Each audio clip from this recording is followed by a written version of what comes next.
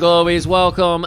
If it's hard to hear us this week, we didn't get much time for our set. We're live at Coachella. Yeah, we had to fill in. We're at Coachella. Yep. Frank Ocean couldn't make it. He sprained his ankle. They called us up frantically. They said, we're sending a private jet.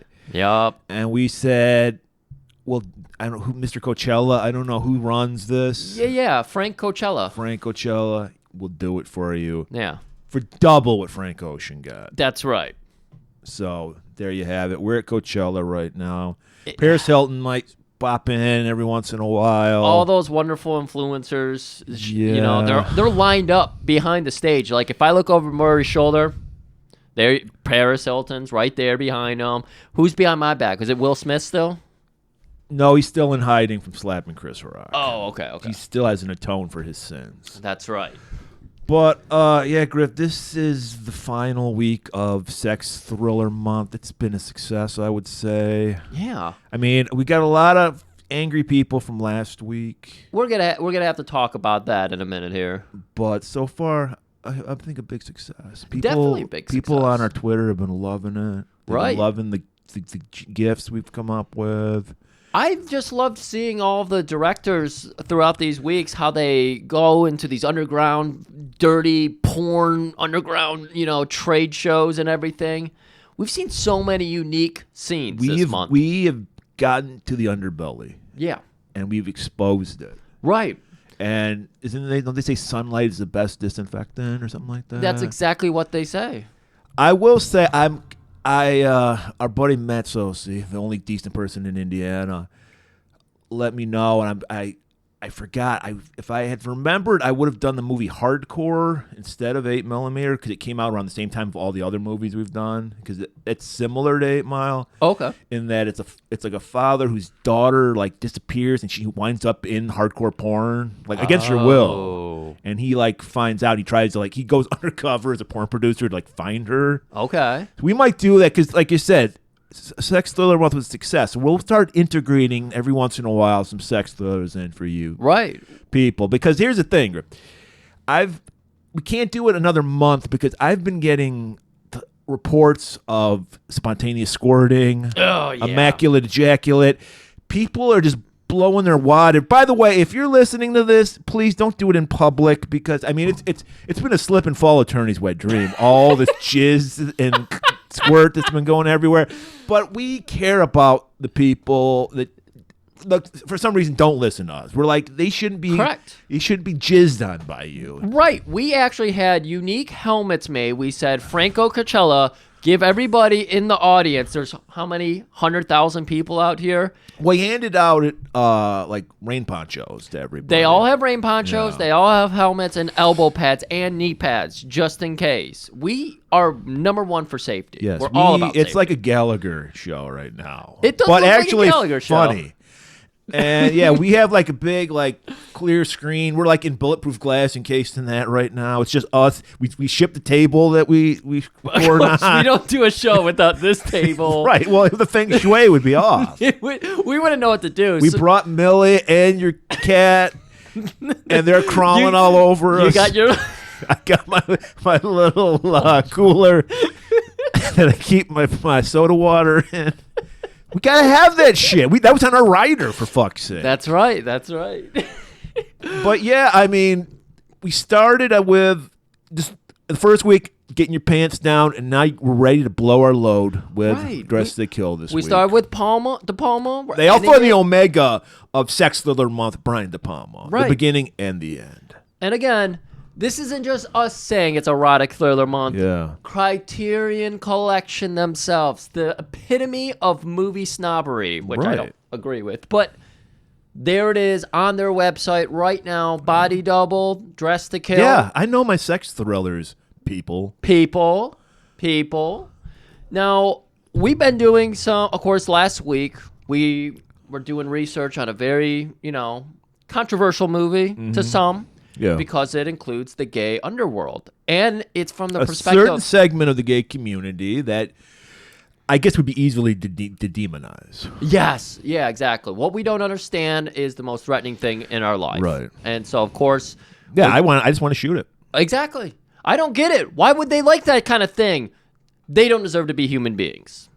They don't deserve to exist. They don't deserve to exist. And so some of the people, when they saw that, actually went to our Twitter to tell us how wrong we are. Well, we did. I unexpected it. I mean, first of all, we have some of the most diverse, open people on our, but everybody's got some rotten eggs in their thing. And it didn't get hostile. I mean, I got a couple, I'm going to pass on this episode. And I go, You're lost. Yeah. You're lost. Yeah. As well as I'm because it was a great fucking episode. It was a great episode. And, yeah, I mean, but the one thing, I think it might have been, did that character have a name from Cruising? Was he this light up belt guy? Yeah, no, Gordon Lightpiss. Gordon Lightpiss. I made the mistake, and I'm going to apologize to this person. Oh. That I referred to a bandana as a hanky. Why? Because it's a funnier word. It's a funny sounding word. We're a comedy podcast. Even though we teach, we educate, right.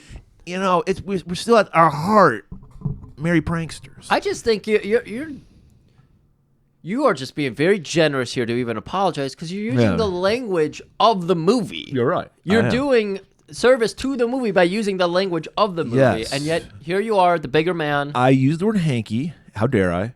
And this guy came hard at me. Yeah. What kind of fucking... he didn't say fucking. What kind of old school grandpa word is hanky? They're called bandanas. Oh, bandanas.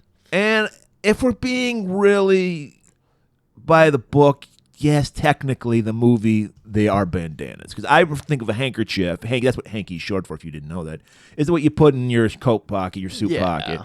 And a bandana is more you wear it on your head for like a headband. Right. So, yeah, you're right, I guess, technically, but people, ease up. I didn't know Cruising was going to cause such a controversy. Right.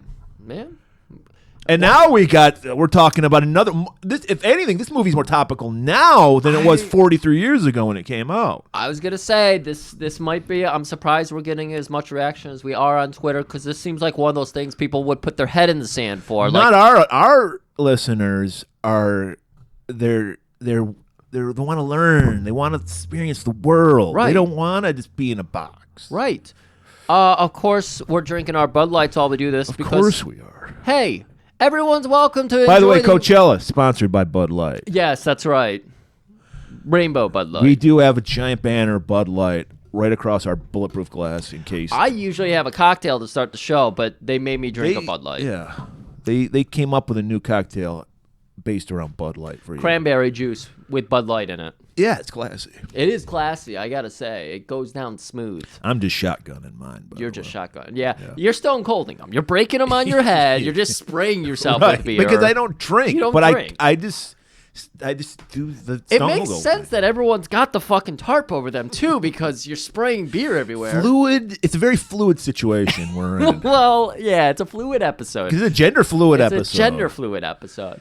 And, while I was watching this with a couple extra friends this weekend, I put it on, and I was like, this might be a little problematic for some people. Really, I like what De Palma did with it. I felt like he took the topic well. By the way, a callback from last week, Brian De Palma originally was going to do Cruising. He had wrote a screenplay. I guess it was based on a newspaper article. Okay. Because there were, like I said last week, there were these killings of gay people going on at the time. Yeah. And then there was something, I don't know, like rights or whatever. And he said he wrote and directed Dressed to Kill. Yeah. And so this is up there because we ended up somebody looked up what were the most problematic trans movies that exist. Are there a lot? There's like a dozen that pop up. And one of them, what is, well, I kind of know the difference, but like a transvestite is not a transgender, right? I think my opinion, right. My knowledge of it is a transvestite is just a straight, is it cis the word? Man, like he identifies as a man, but he likes to wear women's clothing. I think so. Because that's like Ed Wood was a transvestite. Okay. Because he even had a mustache and he'd wear women's clothes. Like it was just about wearing. He just liked the feel of the clothes. Right.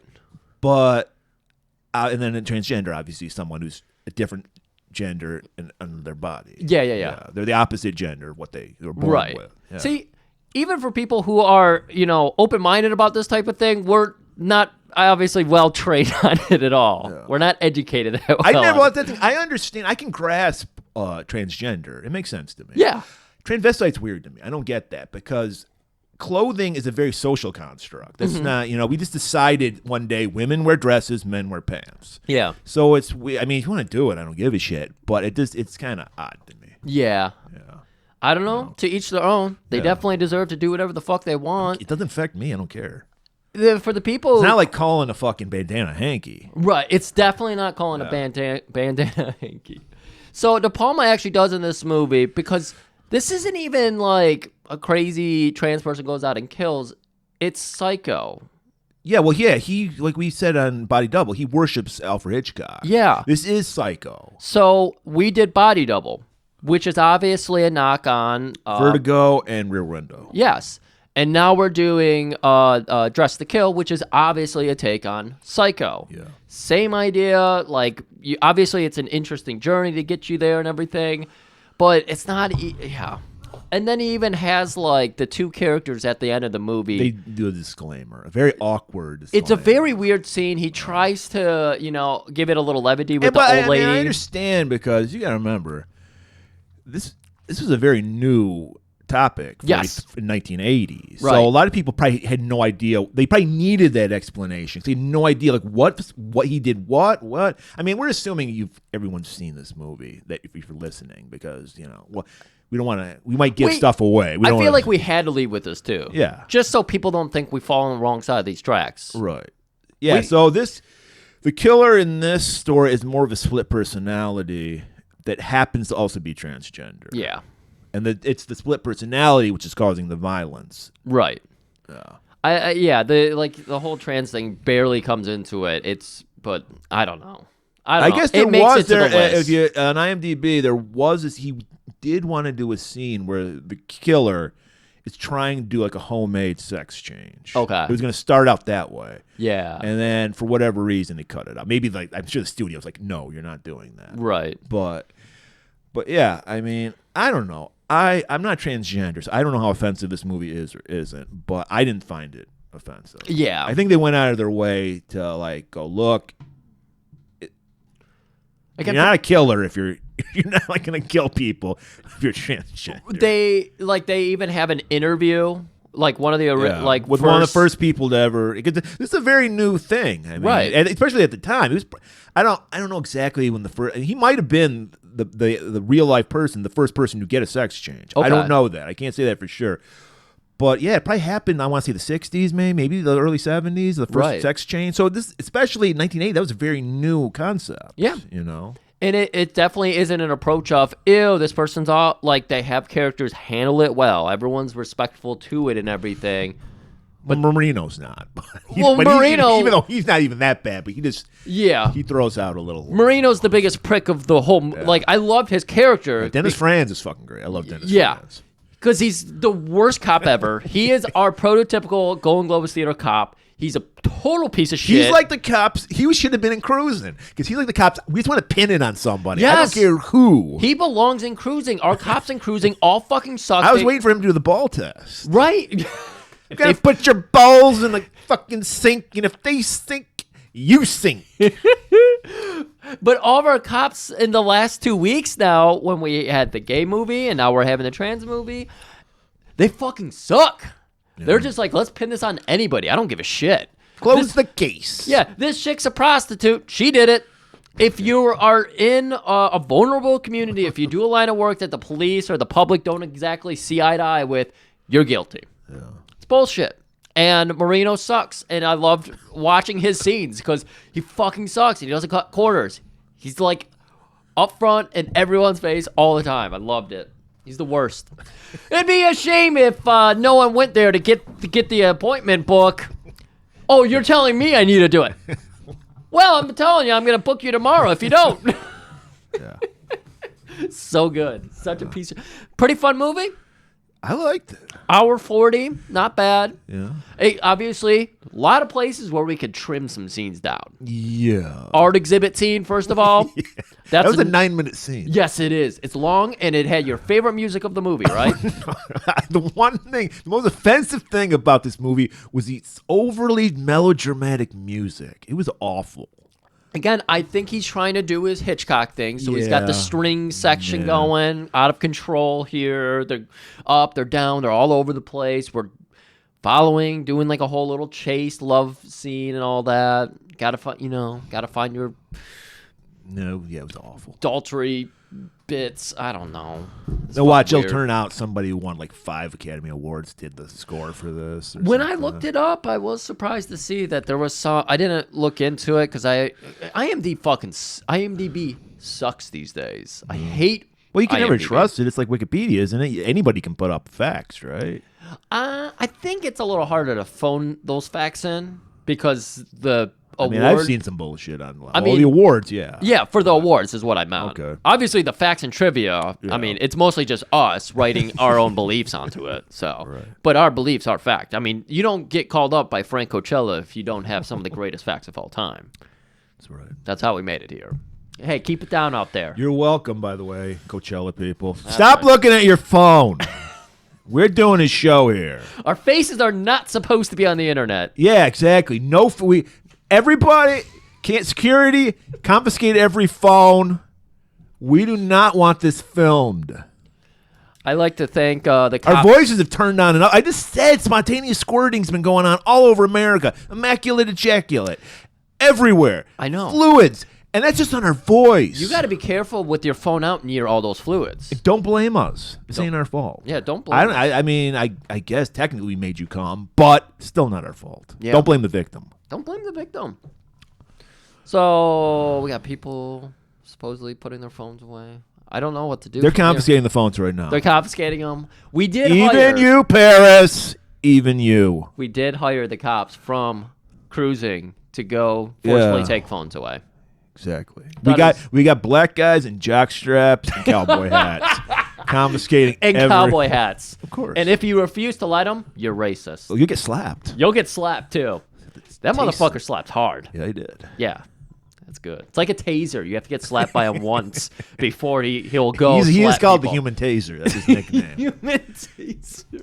Because you lose all feeling in your body for about a minute. You do go numb. Yeah. That it's very visceral. It hurts. All right, should we just get into this movie, Griff? I mean, it seems like a good time to get into it. I feel like we got all of our bases covered. We're bookending Brian De Palma. Yeah. This is our third Brian De Palma. So we did, by the way, if you're new to this, you just came for the sexiness. We did Phantom of the Paradise a couple years ago. Shit, that was De Palma too. Yeah, that's why he used Winslow. in it. That's right. Winslow does play the voice of a character in this movie. Yeah. So, all right, everybody, get ready for the trailer. 'Cause we're all dressed to kill.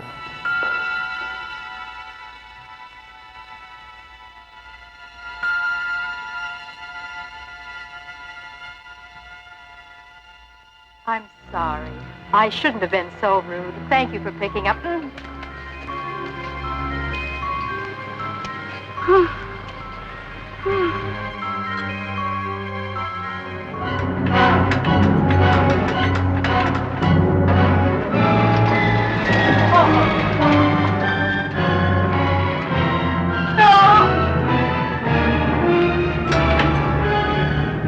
This is Bobby. You won't see me anymore, so I'm going to have a little session with your machine. Oh, I borrowed your razor, and... Well, you'll read all about it. Some blonde saw me, but I'll get her. I've already been to the police, but I didn't tell them about Bobby. I wanted to talk to her first. Brian De Palma, the master of the macabre, who shocked audiences everywhere with Sisters, Carrie, Obsession, and The Fury, now invites you to a showing of the latest fashion in murder. Dressed to Kill, Michael Caine, Angie Dickinson, Nancy Allen, Dressed to Kill, Murder, Made to Order. We are opening up, and Brian De Palma loves him a shower scene. It's Psycho, like we said. It's Psycho. How did our fuck? Well, no, that started in a coffin, but it moved to the shower pretty quickly, and then it ended in the shower too. Yeah, because For the movie Body Double was inspired by this scene because he was talking with the woman who was Angie Dickinson's body double. So, and they did him. I don't know how they did it because you see Angie Dickinson, right? And you see it's a mirror. I mean, it's got a little fog because it's a hot shower, but you see her body, and I'm like, how?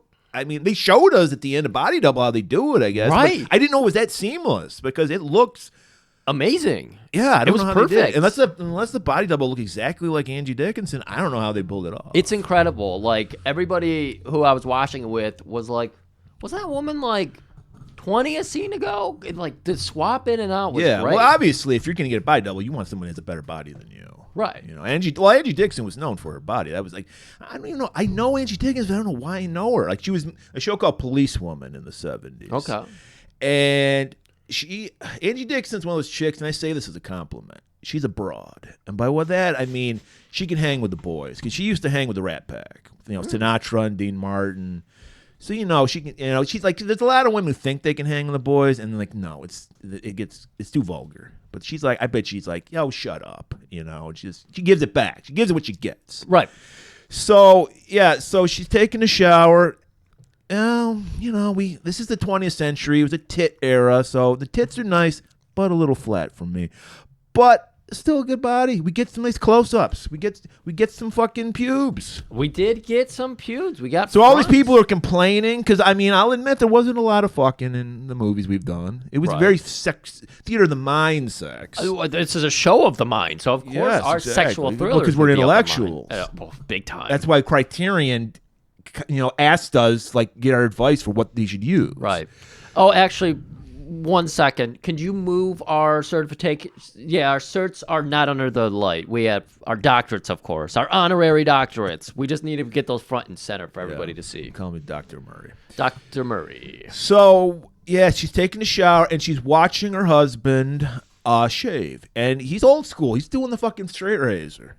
De Palma's obsessed with straight razors. Well, it's a scary instrument. I mean, I don't know if I would. Would you let somebody shave you with a straight razor, like at a barbershop? I've had a straight razor done on the back of my neck. Yeah, I've had the neck, and it's not always gone well because I do have a mole somewhere back there, and somebody did cut it, and I started bleeding profusely because it was a mole. It's fucking rough, right? Yeah. So this guy's got balls. He's like shaving. I can see right there. It's cut myself in my chin like really bad for some reason. I was using a fucking shit. I just thought you were eating pineapple. Yes, but yeah, she's watching. She's trying. They can tell this is like they've been married a while. The romance is fizzled. Right. They've settled in, and she's wanting to reignite that feeling she had for him. So really? That's how you got this scene? Yes, she's watching because she's watching him. I think she's trying to get horny for him. I thought he was for an older dude. He was in good shape. He was shirtless. He wasn't. It wasn't like a schlub. He wasn't fucking Marino. Definitely not Marino. I saw this completely differently. I thought she was embracing this moment. She's in the shower naked with her husband, and he's kind of looking over at her, and she's, nude in a fucking see-through shower. The fog is billowing in here. She's probably thinking this man's gonna come in at any minute and fucking tap I would agree with you until we get the fucking sexual assault, the rape fantasy, where she gets that's like. Go on. I've said this before. There's women have this. It's like I want to emphasize the word fantasy, people. If anyone jumps on me, I'm not saying women want to be raped, but it's the whole idea. Like they want a guy who's so into them that they just want to take them and ravish them. Yeah. That's what I'm talking about. And I think that's what. I mean, I'm sure there's some women who probably do want to be roughed up, but for the most part, I think the rape fantasy is that. Right. Like, I just can't control myself. You're so beautiful. I have to have you now. Yeah. Kind of thing. And it's always like a good looking stud dude. It's not like some gross like what real rapists are. You know, it's a fantasy. It's probably someone they know. It's probably like a significant other, and it's like break into my house. Somebody you want to fuck, you have my key. Yeah. Just break in one day. Right. But I've read like the stories of people, and they're like, do not do this. It never goes well because you're not of sound mind when you're sleeping or something, or and somebody just in your house unsuspecting. Well, especially now in America, people are shooting everybody now. Yeah. For just driving in a driveway. Oh my God! Ball rolling across your lawn. Yeah, shoot a 6-year-old because a ball ran across your lawn. Yeah. So this man, this assault, he's in the shower. Yeah.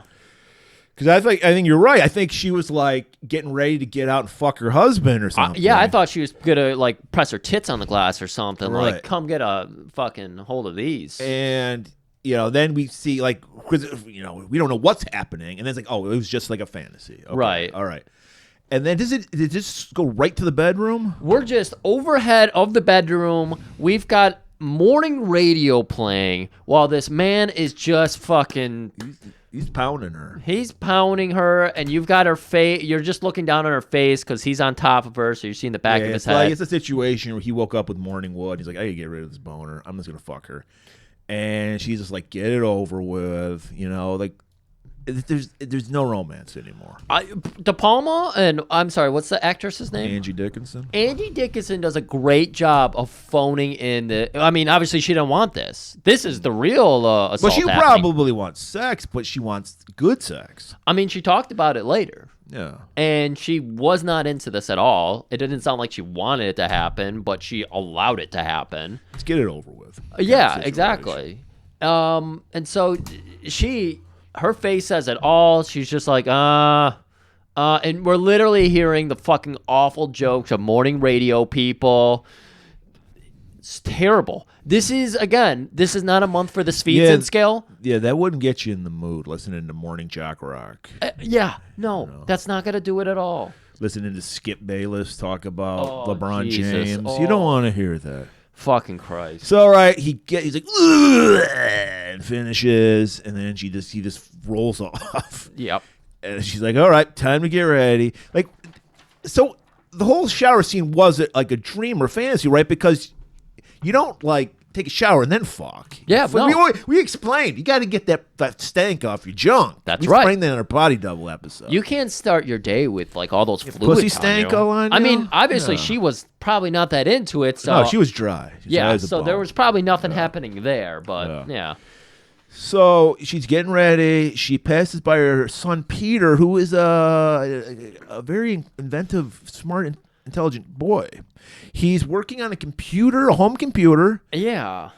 So the entire room is the computer because this is Right. 1980. Right. He's working on a machine that can count to 20. And Yes. he's like, Mom, I'm almost at it. And she's like, that's so great, Peter, but we got to go to the museum. Remember that field trip? Mom, I can't. I'm almost at a breakthrough. I'm going to hit 20. It's going to go up to 20. And she's like, well, I guess, your invention, your Peter you're working on. It's like, working on my Peter? What are you talking about? Well, that's what you got to call it something. You're inventing something right. new. Remember the Napoleon, the dessert? Fucking Napoleon Bonaparte invented that. He did not, but she doesn't know that. And so he's like, well, I guess I will stay home and play with my Peter. That's right. See, that's a little joke, people, because Peter's a euphemism for penis. I don't know if people will know that. We might get called for an outdated reference again. That's when's the last time someone called their dick their Peter? Man. When they were porking somebody. That's when. Because nobody says porking somebody Is that a joke you heard on the AM radio they were fucking to? Yes. Hey, everybody, call in if you've got pork today. And she's like, well, I'm still going to go to this museum because I want to see the art. Right. You work on your Peter. I'm out. Well, she's got to go to the therapist first. That's true. I didn't even think Peter was invited to this thing, but yeah, he was because that's why he's like, that's the whole thing. He's like, I got to stay here and work on my Peter. Okay. But anyway, she goes over to visit her therapist, a.k.a. Michael Caine. Michael Caine. Robert Elliott. Dr. Robert Elliott. And they're talking about her awful. First, they're talking about her mother because all women have problems with their mother, all men have problems with their fathers. Correct. And then he's like, well, how's your sex life going? And she's like, horrible. Mike, he porked me this morning. It was awful with his Peter. Awful. Mike porked me in bed with his Peter to AM radio again. Oh, the shock jocks. Yep, that's right. The morning zoo bunch. What did Skip Bayless have to say about the game last night? Dallas Cowboys? Dallas Cowboys. Dak? Troy Aikman. Wait, I don't even know who the quarterback in the like, 80s. You know, it would be Tony Dorsett or some way the fuck back. But yeah, so she's just like, yeah, it was awful. I just want to tell him he's fucking stinks in bed. Well, why don't you? Well, I just feel kind of bad because he's my man. Can I do that? How do I do that? And then she just like he gets this couple times in the movie. Would you like to make love to me? Right, because she's feeling worthless about it. She's Right. like, I just get pumped and dumped by this man. Right. Takes me for granted. I'm sleeping, and next thing you know, he's fucking got his dick in me. Like, this isn't good Wheezing for me. on top of me. Right. And he's like, of course I'd like to fuck you, but I'm a professional, and I'm married. I got the ring. Proof. So, and then she's like, well, okay, same time next week.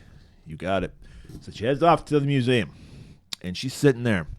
And she's just taking in the art. Yeah, miles and miles and miles of art. This is what you do when you're alone at, a public affair like this. Right, and she's got her little day planner. She's got to get the fucking chili for Peter. Yeah, it looked like she was planning Thanksgiving dinner. Because there was turkey on there, gravy, chili for Peter. Right, because he's a child. He's a child. He just wants his chili. He wants his Chef Boyardee and chili, Hormel chili. Yeah. And she's just like looking up at this painting of a woman, just kind of looking back at her, and she doesn't. Horrible music playing throughout this. Oh my God! Again, I think I said it on the opening half, but it's just. This is him doing his Hitchcock string section. Yeah. The Palma's loving this scene. Right. And so she's looking around. She's going on the painting of the woman. She's going over the painting of the gorilla. And then she looks over, and there's a young couple. And what does she want? She wants to be wanted by her man. Right. She wants to be groped in public by her man. Exactly. She's dying for this. And here's this young couple, and the guy just keeps... grabbing his girl's ass. One of the workers for the art exhibit is walking by, notices, makes eye contact with the guy, and like gives him a nod, like, yeah, man, you fucking get that ass. She looks over to an Asian couple, and their child runs away, and she giggles. The child grabs the woman's ass. It was everyone's grabbing that chick's ass. Art is the ultimate aphrodisiac. It really is. I mean, we know this. Yeah. I mean, I take every first date to the art exhibit. Right. Well, apparently, so does this swinging dick that she sees across the room too. Yeah, that's right. He's a middle-aged guy, sophisticated gentleman. He's got the turtleneck with the blazer, which tells you sophistication. He even had the patches on his elbows. Not to mention the blue blocks. Of course. Right. You know a man is ready to fuck a stranger when he's out with the blue blocks and the fucking jacket and the turtleneck. And he just sits right down next to her. Right. And he just... doesn't talk, doesn't say anything to her. Doesn't even say hello or may I sit next to you. He's got a little notepad and everything too. And he's also... because it looks like she's writing something down about the art. You don't know she's actually writing out a grocery list. Right. I mean, she put exclamation points too. She was excited. Get the turkey. Get the turkey. That's how awful her life has gotten. Yeah. She's gonna fist a turkey. She's gonna, which they did in Cruising, by the way. And so he's playing it cool. He's like the fucking French bowling guy that wanted to fuck Marge. Yes, he's that guy. Yeah, good call. And so she's playing along. She's liking this game. He's a handsome guy, so yeah, she's like, hey. He can afford blue blockers. He's a single man at the art museum. Yeah. On an afternoon, a Thursday afternoon. Now, what do you think? What's your interpretation of this scene? So she's a classy lady too. She's got her isotoner gloves.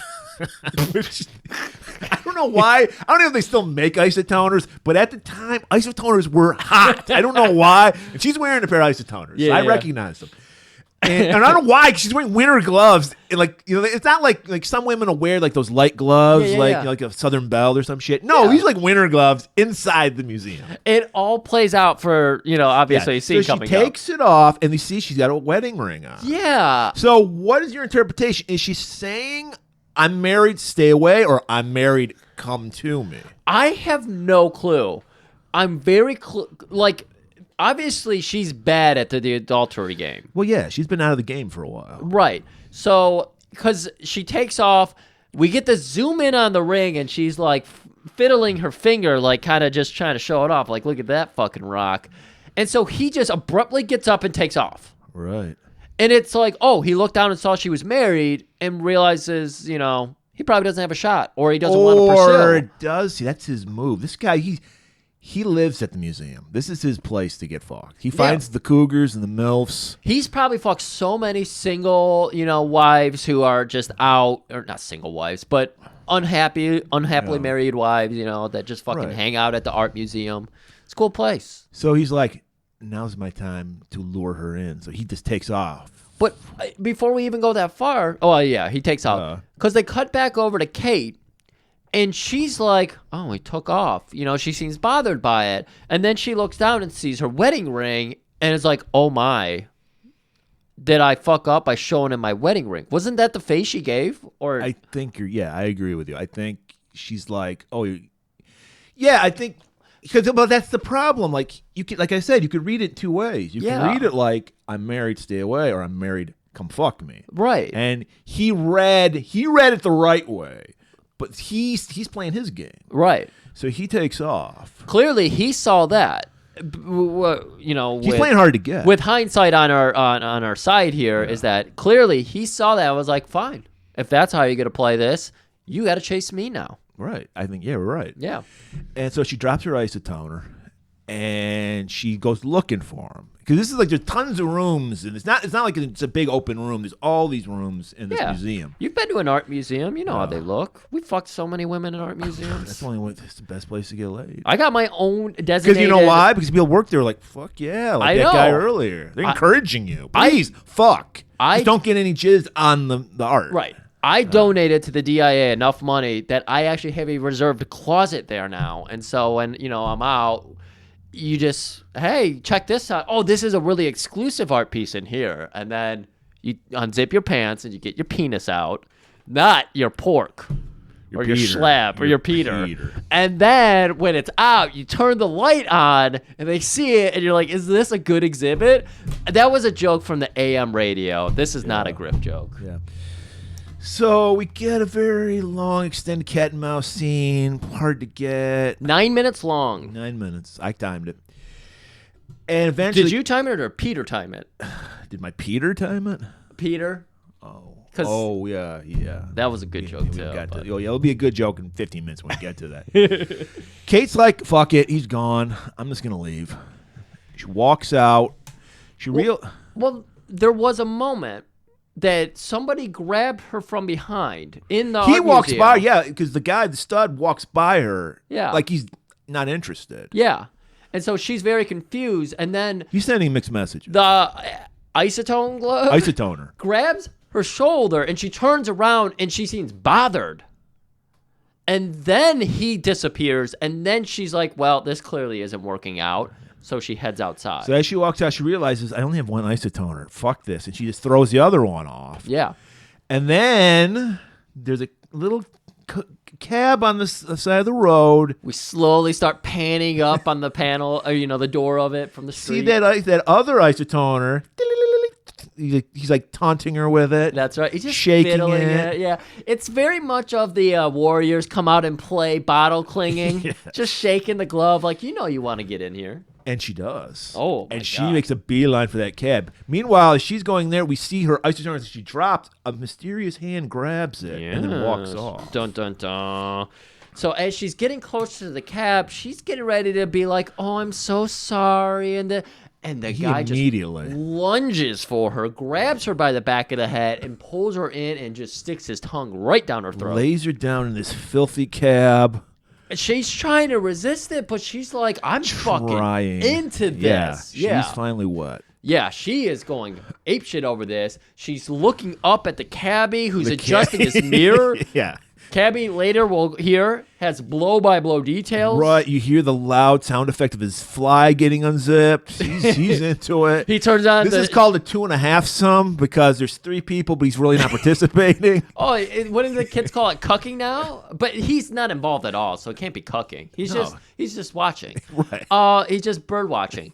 But I did notice this detail, Brian De Palma. I loved it. He turns on the same shock jock radio. Really? I think and that would then- kill her mood. And then he switched the station, and it's the string section from the art music. I was amazed by that detail.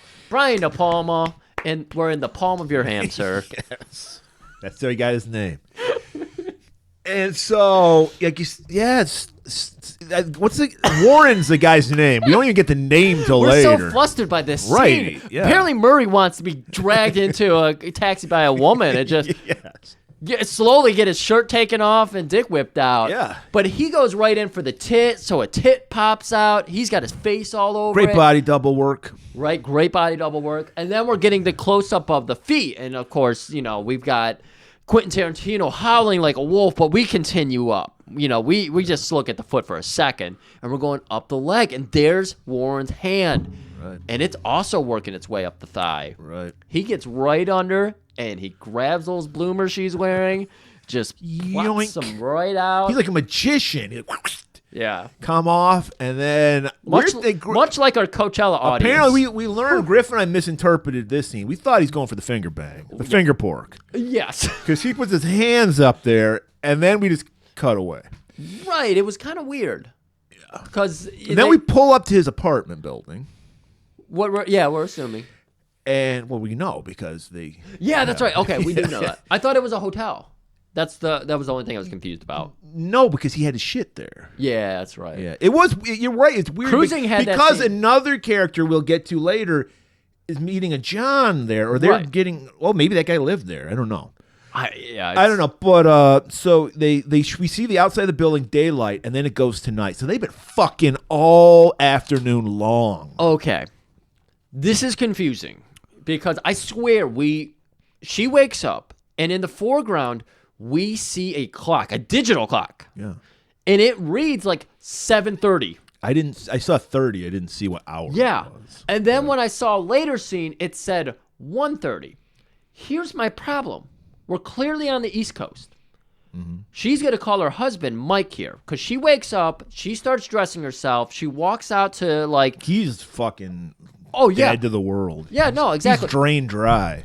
I wouldn't know. I've never picked up a woman in an art museum and fucked her that day. So I wouldn't know how this works. Because that happened clearly at, like, 12 in the afternoon. Yeah. He fucked her in the cab once, fucked her at home twice, probably. Oh, we don't know if he fucked her. We know he did something to her. We know he did something to her. Yeah. She was enjoying it, though. Yeah. She would say she got fucked. Or no, she wouldn't. She got loved. Made love to. Made love to. But no, she's getting up. She's getting all ready and everything. And I swear I see 7:30 on the clock. She walks out because she's like, I got to leave a note. And then she's got the phone there. Right. And she's like, I gotta call my house. Yeah, because it's late. Like Mike's waiting for his turkey dinner. Right. She hasn't been home all day. So she's like, my house is probably in chaos over my presence not being there. Right. That's what she's thinking. And that's kind of turns her on too. It's like, Yes. that's what she wants. Right. She Which, wants. which you should want. You should want, like, where are you? You Right. know?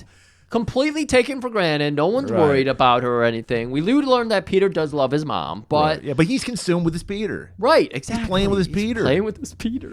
God, De Palma got us good here.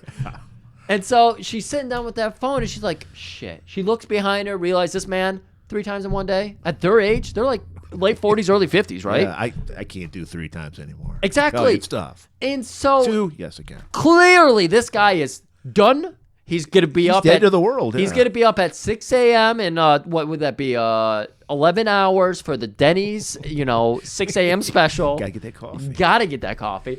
And so she's like, I can make a call to my husband. I could call and talk, have a whole conversation. I could go do whatever I want. I could grift through anything here. Right. He's not waking up until 6 a.m. So she calls up and By the way, also great body double work because she gets out. I'm thinking that's Angie Dickinson getting out of the bed naked. Yeah. And she's putting her clothes on. Very good work with shadows. yes, Like it the light play. Yeah. Like Palma I was gets like that. I was like, how did they do that? Because it looks like fucking Angie Dickinson. Very good work. Yeah. Very good work. I got to tell one story before because we don't see Angie Dickinson much longer. This movie. yeah. Okay. She was NBC got a hold of her and said, we got Brian De Palma. We want to do an interview with you two talking about this movie because she loved this movie. This is like one of her favorite movies she was ever in. Oh, cool. And she's like, yeah, sure, I'll do that. And then she shows up, and they faked her out. It was for the show This Is Your Life. Oh. And she was like, fuck this. I'm not doing this, and walked out. You're like probably the only person to ever walk out, because that was the whole premise. Like, This Is Your Life. You would, like, like, supposed to be a surprise party kind of thing. They're supposed to be like, oh, all your cool. family and friends are there and thing. And she was like, no, fuck this, and just walked out. Good for and her. I guess Bob Hope was there, and for years later he's like, I missed out on this fucking dinner to do your stupid fucking This Is Your Life show, and you didn't even show up. That's amazing. But anyway, so calls up. Yeah, calls her. I'll call up Mike, and Mike's like, is that the pizza man? Like, he doesn't even fucking know. Like, right. And she's expecting like he would be like, Kate, is that you? Where have you been? You know, like, exactly. So she doesn't even say anything. Right. And what do you hear over that phone? Dallas Cowboys. That's right. Yeah. And what time would football be playing? Not at 1 a.m. It would be closer to 7:30 p.m. Monday Night Football. Monday Night Football. So there we go. It's only like 7 o'clock. That's all it is. Yeah. So she just hangs up. She's like, oh my God, he can't even do that right. And then she heard the griff gets the best of her. Yeah, that's right. She's looking for some stationery to I was going like to the say, snow. it's an altruistic measure, you know. That's how you do it, Griff. I'm worse. Is that how you do it? I you pretend like you need something? Yeah, yes, that's actually it. I'm always like, oh, where's a pen? Let me look through this. Let me look through that. She first writes a note, thank you for the amazing afternoon. Maybe we can do this again sometime. And then she's like, no. She started feeling guilty. So she just balled that up and then just wrote, thank you for the afternoon, and left it like that. Like, that's how she left. Okay. It's a one night stand. Like, she's not, like, we're not going to do this again. Okay. And then, like you said, she's looking for a pen. So she's griffing through his drawer. Yeah. Sees who he is. Yeah, she's actually finished writing, going to replace everything, and then she looks through and sees all the she finds like ID for him, Warren Lockhead or Lockman. Yeah. And then as she keeps looking through, he's proud of this because he didn't throw it in a fire immediately. It's a fucking notice from his doctor. Well, he's not proud of it. He's hiding it inside a drawer. I think you should hide it a little bit better than your stationary desk. Well, if you're living by yourself, why are you hiding it for? You still you drown that in water, you flush it down the toilet. Anyway, she looks at it, and it's like, it's from her STD test. And he got the jackpot because not only did he get gonorrhea, he got a little bit of the syphilis. And she's obviously grossed out by that. She's like, oh my God, what am I doing? Like, how am I going to explain this to Mike? Right. And so she's grossed out because, but it's not that. I mean, it was a fucking death sentence a couple fucking 100 years earlier, but we have penicillin now. So you're going to be all right, Kate. You're going to be all right. But she's like, I got to get the fuck out of here. Yeah. And she gets up and realizes she doesn't even have underwear on. And then we have like Brian De Palma did this thing a few times in this movie where you get like a foggy split screen. So That's a very Hitchcock thing. Yeah. The split screen. Yeah. Okay. And so you get a flashback to Warren going under her dress and just pulling him out. Yeah. It's so ridiculous. It was like, we can't even remember, from like 5 minutes earlier. Right. Don't you think the cops could have got a print off that? Get something, DNA. Well, it was 1980. I guess it wouldn't. Yeah, I don't know. So she's just like, fuck it. I just got to get out of here. I got to get the fuck out of here. Runs to the elevator. And then once again, she has another flashback. She's like, my wedding ring. So as she's hit the elevator. She really got comfortable for an afternoon because she took her fucking bracelets off. Yeah. She took her ring off. I think she took her ring off because in her mind, it's like, I'm not cheating if I'm not wearing my ring. I think that's because it makes no sense to take your ring off. Hey, you see that in fucking TV production, movies, all that kind of bullshit. It's like, if I just take my ring off, like, I guess that's for another idea. But anyways, I think that was her excuse. As she gets into the elevator, we look at the door for the stairwell, and we see a mysterious woman looking through the window. Spooky. And we're like, who the fuck is that? So we're riding the elevator down. Riding it down. And then stops, and a woman and her young daughter get out. Yeah, Kate's already realized, like, oh shit, I forgot my ring. And she's trying to hit 7, but it's already going down. Right. And because there's other people waiting to get picked up. So now she's going down. She's got to go all the way down to the main lobby. Little girl. Fucking children of a corn child. She goes, She smells that pussy stank because she didn't shower. Even the child can smell it. It's a potent odor. And so the girl's just like, you got porked. You know, she doesn't say that. She's saying it with her eyes. Well, she did the hoink, hoink, hoink. And like Kate, like, oh my God, even the child knows I'm a whore. They stop and they get off. She's like getting that tisk as he walks off. And then she goes. Children are the worst. Yes, children are the worst. They can smell your vulnerabilities and just fucking exploit or your it. pussy stank. Well, that's her vulnerability in this situation. You are vulnerable when you stank of pussy. I mean, there's some situation I'm sure you'd be like, I got fucked tonight. I got porked tonight, real fucking good. And you would be like, I don't give a shit. Who knows? I got porked. But this obviously was guilt. So she heads back up to the 7th floor to get that ring. She's got to get that ring. She loves her man, Mike. That's right. Doors open, and that mysterious woman's there. Very tall woman. That's right. And she's got the shades on. She's got the leather. It's very giallo. She's got the leather trench. Good call. And straight with razor. the black leather gloves. Giallo. Oh, yeah, you're right. The gloves were definitely on there. And then starts slicing and dicing with that fucking straight blade. Doors slowly close behind. Kate's backed into the corner on the ground, just getting cut up. It's awful. And as the elevator starts to go back down, we're getting cuts over to another floor and a character about to be introduced to, Liz. And her John. Yeah. Which you don't know at the time. We just know that we're a couple or something. And they're talking about stocks. Yeah. Yeah. And she's like, you think I should invest in this? And he's like, well, I don't know. And then the door opens. Another reason why you wouldn't expect them to be Johns. They're both like he's wearing a suit and she's wearing like dress attire, like work attire. It's not very prostitute stylish. Wear. Yeah. And I gotta say, all right, Liz is played by Nancy Allen, which apparently she was married with Brian De Palma, which makes sense because she was in all his like early movies at this time. She was in Carrie. Okay. And then she was in Blowout, which came between that, and then she was in this movie. And he wrote this role for her. Okay. Okay, when I usually think about Nancy Allen, I think about her from RoboCop because that's the movie I've seen her the most. And I was never because she's kind of butch because she's a cop in that movie. So she's got the short butch kind of look. I was never really into her. I fucking love Nancy Allen in this fucking movie. She's got that big fucking strawberry blonde hair and the red lips and the sexy hoochie mama outfits, but classy but sexy. Right. I love her. She's fucking awesome in this movie. This is a good movie for you, then. Yeah.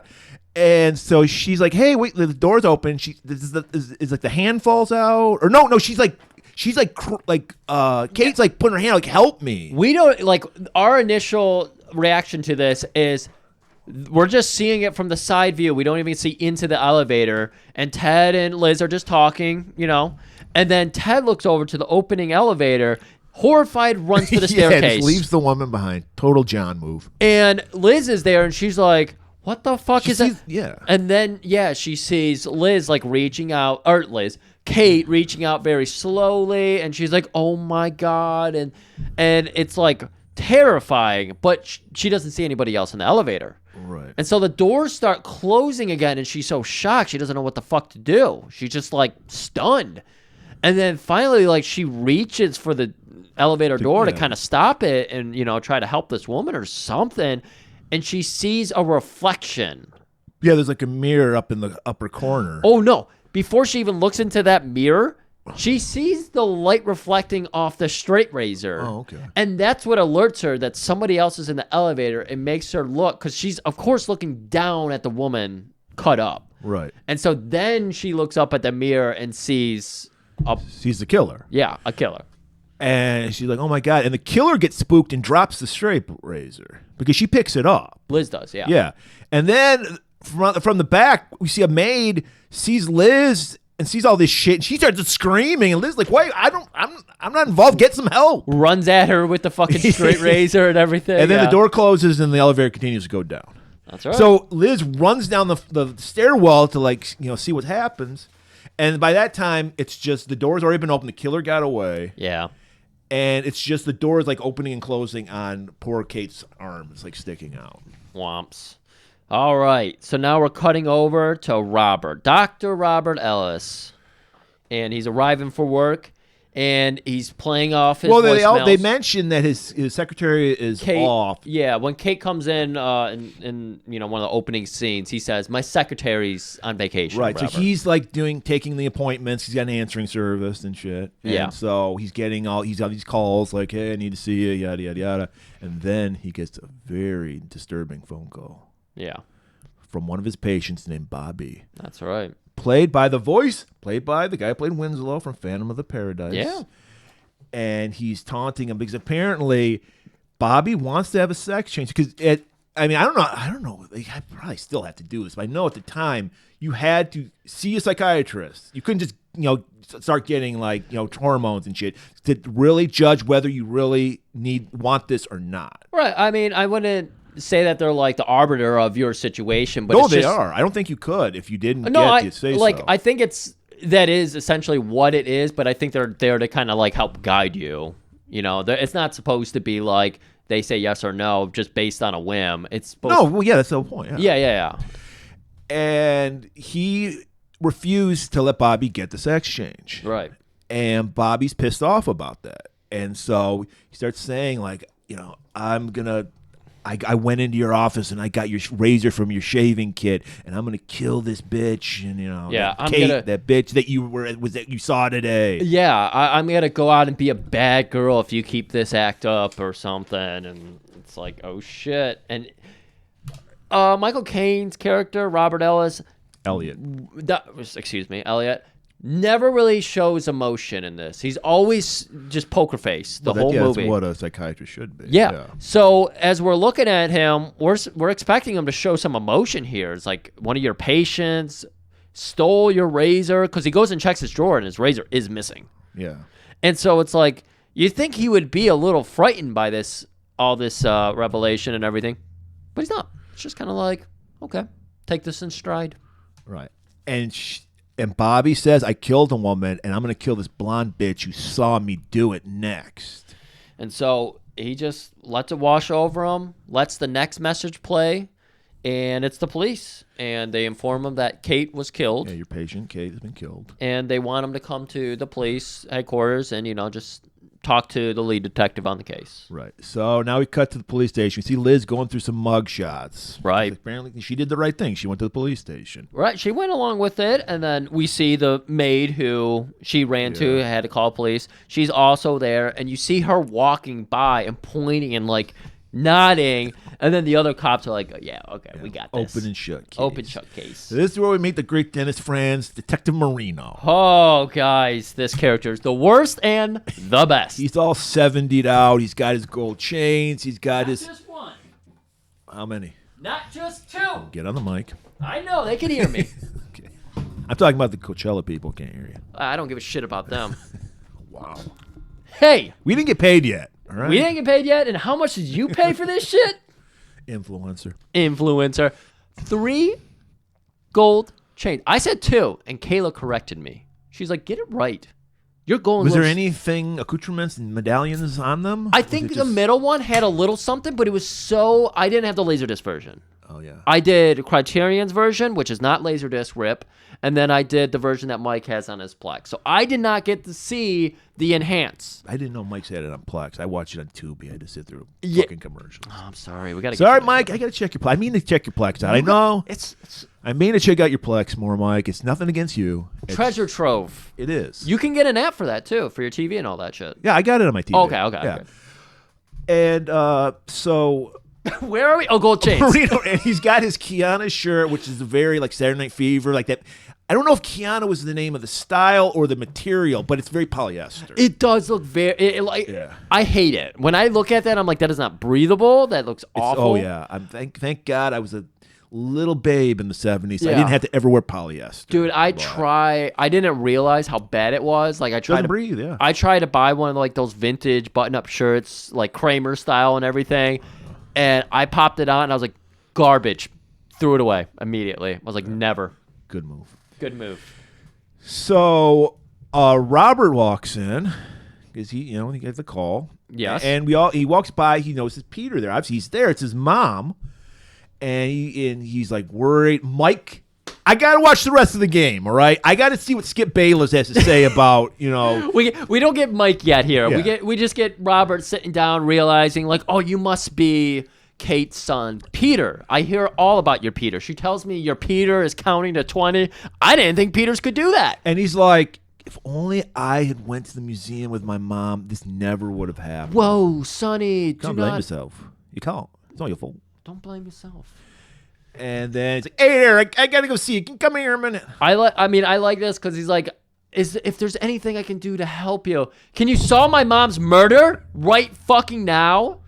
Well, I can't do that, Sonny boy. Then fuck off. And it's like, where's your father? He's not my fucking dad. My dad died in Vietnam. So now, like, well, because we always thought, I thought that they'd been together for a while. I mean, Mike's such a turd. Like, he probably been married 5 years, and already the sex is off. Right. So now we're getting ushered into the office and everything, and we get a look outside as Peter, he goes into his fucking bag of gadgets. Right, and he pulls out his little bug, surveillance shit. Yeah, he's got a whole fucking James Bond set in his backpack. Connected to a little Walkman. And he with the recorder and everything. Suction cup against the wall with the Yeah. microphone. He slyly puts the little earpiece in. He's got the early earbud. It's in his sleeve, so he has to hold his hand. I know. I up. was like, wait, Brian, what is that? Like, you do it up the shirt, you know? Yeah, no, 'cause it looks super suspicious when you're just holding your. Like, is he pretending to be sleeping? Maybe. Like, that's the only way that works for me.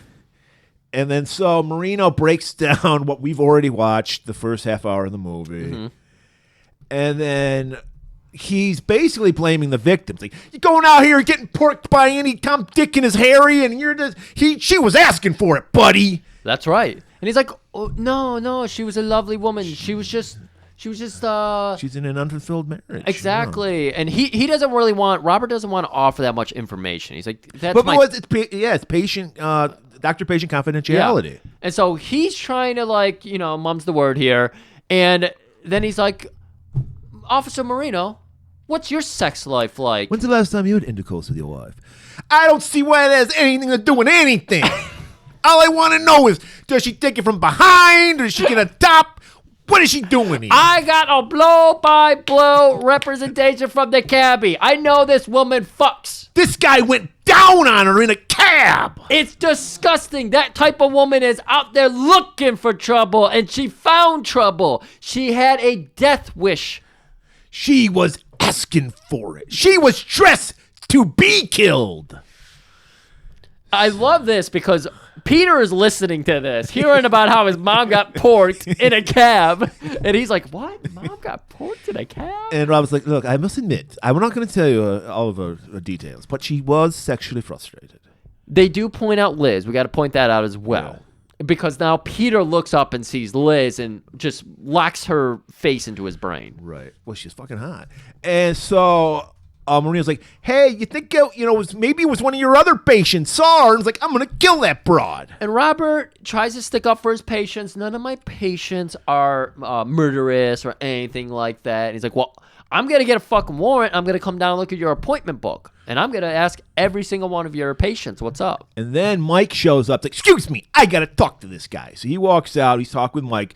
While Robert's sitting there, he notices on the desk, there's the information about Liz, like where her address is, possible suspect.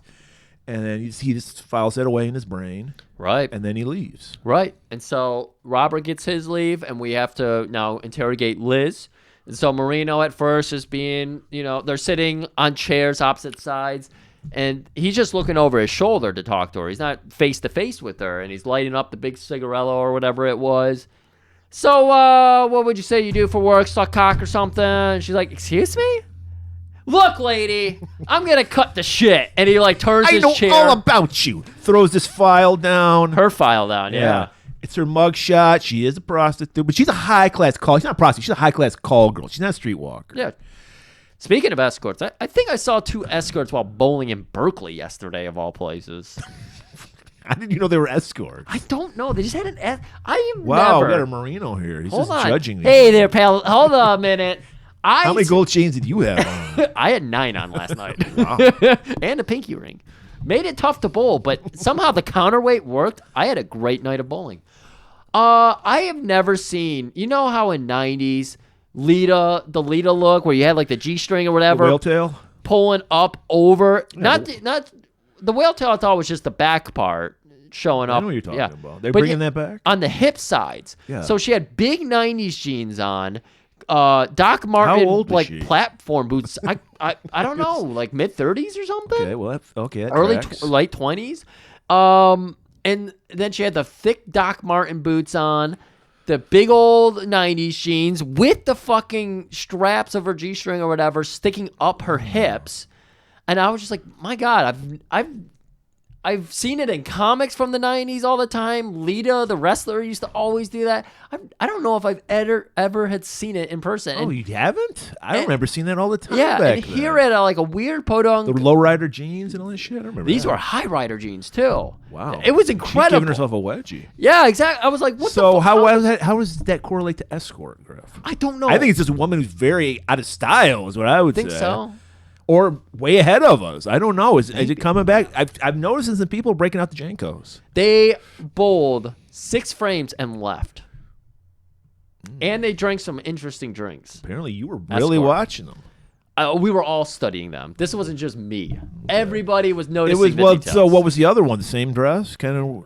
She kind of had a Spice Girls look going on. Wow, what the? Did you go to a time machine or some shit? And- obviously you went to go to a bowling alley because it doesn't exist anymore. Like went to a time warp. I love bowling. That was a great time. You and your nephew. He's not even into bowling right now. We went roller skating for his birthday. And for my youngest, on Wednesday, I went roller skating. Roller boogie. You were living in the past. Okay. Can you roller skate? I do inline. Okay. How I lost I can't at all. I lost my tooth was roller skating with the 4-wheel roller skates or whatever they're called. Normal skates. Skates. I lived in a less evolved time. That was girl shit to roller skate. So guys never roller skated. Well, you would be surprised then, because when you go there, it's all people your age or older. Okay, I would believe it. Yeah. Fucking like ripping it up. I love watching these dudes. I don't know. I don't know if it went viral, but there's something, this like dirtbag, white trash, middle-aged guy who's kicking ass on the roller like rink. He's like doing all these moves. I Fucking believe hilarious. it. This is what, like, the place we go to is just down the street from Mike. It's like a mile away from Mike's house. And it's fucking awesome to see these dudes. Because, you don't get to see people in their comfort zone all the time. They just look like schlubs. And then they get out there and they're like fucking... How they can gesticulate on the floor on fucking skates. So basically what we're saying is we got to do a roller buggy movie. There was a lot in the late 70s. Oh, I bet there is. Yeah, we might have to. Getting back to this movie. This movie. So he's just saying, if you fucking let a guy pay to fuck you, you probably kill people too. He just wants to close his case. Exactly. He's even telling her, he's like, hey, this is an open and shut case for me. I got somebody who pegs you there. You say it was some woman. You're some woman. And you were pegging somebody. Yeah, there we go. You say it was a blonde woman. Oh, I seem to be looking at a blonde right now. I think you fingered yourself. I think you porked yourself. So here's the deal. Solve my case and I won't arrest you. That's basically what he says. Right. He's trying to get her. Who were you there with? Oh, I don't give out client information. Do you like how De Palma did that? Client, patient Those confidentiality? are the most sacred relationships are between your psychiatrist and the patient and the hoe and the job. That's right. You do not talk. So she wasn't willing to tattle on the guy, and then she finally goes, his name is like Ted. Yeah, I don't know. I don't get into the specifics. And he's like, well, great. Find Ted, because right now you look like you're guilty as hell of murder. She was holding the murder weapon. Yeah. So there is I got something. a clean print. Right. And so she makes a beeline for the payphone to call her escort service. Can you tell me Ted's information? Like, we can't do that. And by the way, he's out of town for 2 weeks anyway. And she's like, oh, fuck. What the hell am I going to do? So we're left with Liz, and she's got to figure out what she's going to do. But Peter knows what he's going to do. So he heads over to Robert's office, and he's got gadgets. We know he's got gadgets. Right. He has his little moped. And what we see, we get a scene where we see him putting together. He's got all these schematics and shit in his room. I think that's the next scene. No, because he's putting together. Oh, yeah, you're right. You're Yeah. right. So, yeah, he drives up to Robert's thing, and he just hangs outside, and he's timing how long it takes a patient to leave to get to the street. Yeah, so he's got his notebook. He's jotting it down and everything. He's just trying to get the proper amount of time. And the slowest was 8 seconds. So he's like, okay, he circles that 8 seconds. Then he goes back home and he sets up. He's got the fucking like serial killer thing with the red strings. Like, he's gonna solve his mom's murder because he knows Marino ain't gonna do shit. He's got blueprints, schematics. He's got it all in lenses figured out. Got his 8mm camera. 8mm Puts keeps in coming back. Puts in a box. That's right. And he's got a timer on it, and he's gonna set that timer for like every 5 seconds. It's gonna take a frame and record a frame. So he goes back to Robert's place, and he just chains his bike to like a tree. Yep. Sets up because he's got the camera in a box on the back of it. It's like a metal box with a padlock on it, everybody. With a hole in it that the camera can see through, and he points it right at the doorway. It's New York. You know people are just going to stick their dick in that. There could be First of all, it's 1970s New York. Someone's going to steal that in 15 minutes. Or that. Yeah. But no, nobody, the honor system was in effect in this. Yeah, you got to hope that like a fucking Death Wish Charles Bronson's nearby or something to keep that safe. So now we get another nice Hitchcockian scene, another split screen scene where we see what Liz and Robert are up to. Yeah. I like this because it cuts down the fucking time of a movie. 100%. You have 2 scenes going on at the same time. I'm getting my info that I need. It's a little wonky on the notes, but I love the flow for the movie. It's good. So Liz is talking to her broker. She's like, what am I going to invest? Because she's not some dumb broad who's like, I'm going to be a hooker my whole life. She's like, I'm investing for the future. Like, I want to be retired at 30.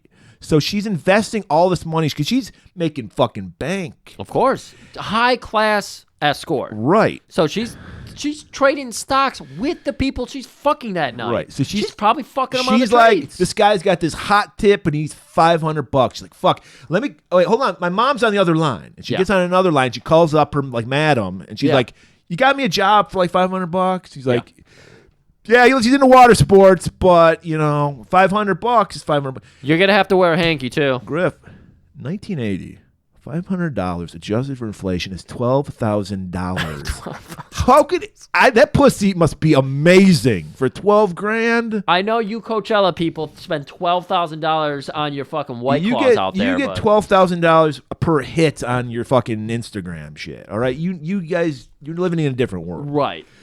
But in our world, this is a big deal. Right.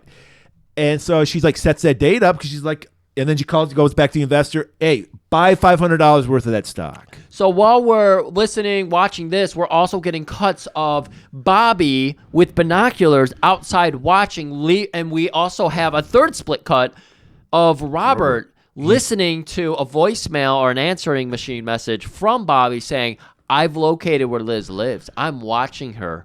I'm just going to do something bad one of these nights, Right. And to pull the scene together, they're both watching an episode of the Phil Donahue show where he's talking with one. I don't know if it was the first, but it's one of the first women to go from man to woman to a sex change. Yeah. So, and like it ties it together because Liz is also watching the same show. Right. She's getting ready to go meet her John. And it's just very interesting because you have Robert sitting there, and spoiler alert, as we come to learn, it's like it's all washing right over him. Still, poker face. Never changes. Right. So now Liz goes to this hotel to meet up with her John, and I was expecting something to happen with this scene, but no, he's just like, hey, he's like, whoa. Yeah, really. You're well worth $12,000 by 2023 money. Yeah. It was funny because she knocks on the door and everything. The guy answers. He's like, oh, hi, who are you? He's expecting an escort, and yet he's like, who the fuck are you? Well, he wasn't expecting someone as hot as Liz. That's right. And who's going to piss in his mouth. I mean, he figured they'd have a nastier-looking broad. Yeah, but maybe. For $500, is that Liz a will thing? do it. Can you be too pretty for water sports? Because based on Cleveland... Well, yeah, I mean, it depends on the woman. I mean, some women are like, I'm too good for that shit. And there's some women, I'll do anything for a fucking buck. Especially $500. I just mean based on Cleveland's reaction, a man who travels the world. I thought he wanted a Cleveland steamer. You would expect with a name like Cleveland. Yeah. But for a man who travels the world and gets an escort at every stop, you would expect. Willie Dynamite was down in the lobby. Yeah, it was that. It was a convention going on. You would expect he knows what to expect out of a water sports lady. And so he maybe was in shocked. Cleveland, the water sports ladies. I would think so. This is New York. New York's the premier fucking He center. travels the U.S. states. We know this. Yeah, but he might go to Poughkeepsie and all these like shitholes. He's not in the big city, the Big Apple. Right. The closest thing he's probably been to is Chicago. Right. Right. Okay. So he's shocked because this woman's too pretty to piss on him, but he'll take. Yes, she does. Yeah, he'll get his face washed any way he can take it.